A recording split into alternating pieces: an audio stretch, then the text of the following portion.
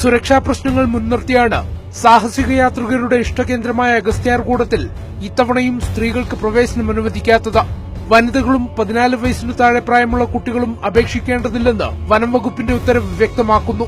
ഇവിടത്തേക്ക് കഠിനമായ യാത്ര വേണ്ടിവരുമെന്നതിനാലാണ് സ്ത്രീകൾക്ക് വിലക്കെന്നും വനം വകുപ്പ് വിശദീകരിക്കുന്നു.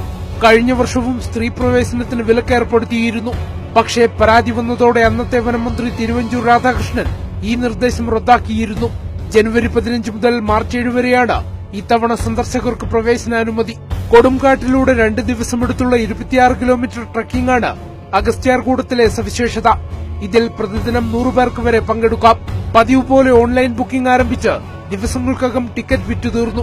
2014-ൽ ജന്തുഗവേഷകനായ ഡോക്ടർ ഭൂപതി സുബ്രഹ്മണ്യൻ അഗസ്ത്യമല കയറുന്നതിനിടെ കാൽവഴുതി വീണ് മരണപ്പെട്ടിരുന്നു.